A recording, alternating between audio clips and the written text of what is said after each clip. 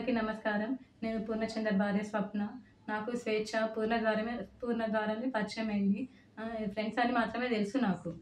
తెలుసు రిలేషన్ ఉందని నాకు అసలు తెలీదు. ఈ రిలేషన్ గురించి కూడా నాకు తెలిసింది స్వేచ్ఛ ద్వారానే.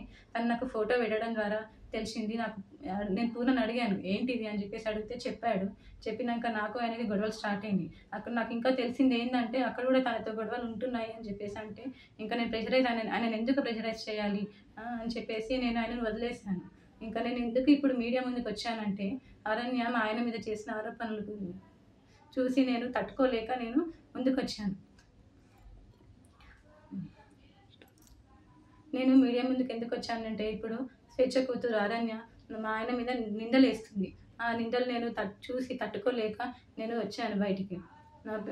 నా పిల్లలతో పాటే నా అరణ్యను కూడా సరి సమానంగా చూసుకున్నాడు పూర్ణ. చూసుకున్నాడు, తనకి స్కూల్లో జాయిన్ చేశాడు, ఫీజులు కట్టాడు.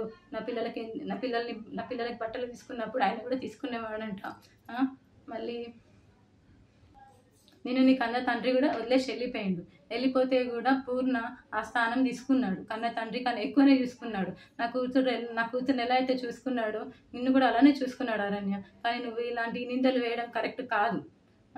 ఇంకా స్వేచ్ఛ కూడా చాలా నన్ను టార్చర్ పెట్టింది. ఈ విషయం తెలిసినాక కూడా నేను డిప్రెషన్లోకి వెళ్ళిపోతే నన్ను పూర్ణ కాశీకి తీసుకెళ్ళాడు. కానీ మైండ్ రిఫ్రెష్మెంట్ కోసం తీసుకెళ్తే అక్కడ కూడా ఫోన్ చేసి సతాయించింది. ఎందుకు తీసుకెళ్తున్నావు, ఆమె ఎవరని చెప్పేసి నువ్వు తీసుకెళ్తున్నావని సతాయించింది. ఆయన ఫోన్ లిఫ్ట్ చేయకపోతే నా ఫోన్కి చేసి సతాయించింది. అసలు ఎక్కడికి తీసుకెళ్ళినా, ఫంక్షన్కి వెళ్ళినా, ఇక్కడున్నా కూడా నువ్వెందుకు ఆమెతో ఉంటున్నావు, నా దగ్గరకు వచ్చేసాయి అని చెప్పేసి చాలా బ్లాక్మెయిల్ చేసింది. ఎప్పుడు చూడండి స్లీపింగ్ పిల్స్ మింగడము. నాకు ఆడపిల్ల ఉంది. స్వేచ్ఛ కూతురు అరణ్యాన్ని కూడా పూర్ణ నా కూతురు లాగానే చూసుకున్నాడు. నాకు తెలియకుండా పిల్లలని ఆమె దగ్గరికి తీసుకొని వెళ్ళి ఆడిపిస్తుంటే వచ్చేవాడు. తర్వాత నాకు నా పిల్లలు చెప్పారనమాట, అమ్మ ఒక అక్క దగ్గరికి వెళ్ళి ఆడుకుంటున్నాను, ఒక ఆంటీ ఉన్నది, ఒక ఆంటీ నన్ను అమ్మ అని పిలవమని చెప్పింది అని చెప్పేసి నా కూతురు చెప్పింది. నా కూతురు చెప్తే నాకు తెలిసింది. ఇంకా అప్పుడు అరణ్య ఇట్లా ఎందుకు చెప్పిందో నాకు తెలియదు. ఆమె తన వెనకాల ఎవరుండి చెప్పిస్తున్నారో కూడా నాకు తెలీదు. కానీ ఇవన్నీ చేయొద్దు అరణ్య, నువ్వు కొంచెము.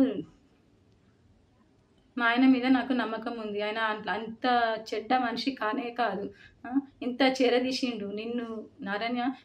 మీ మమ్మీని ఇంత చేరదీసినా కూడా నా బతుకుని మీ మమ్మీ ఏం చేసిందమ్మా, తీసుకుపోయి మమ్మల్ని రోడ్డు పాలు చేసేసింది. ఇప్పుడు నా జీవితము ఏంటి, నా పిల్లల భవిష్యత్తు ఏంటి అరణ్య?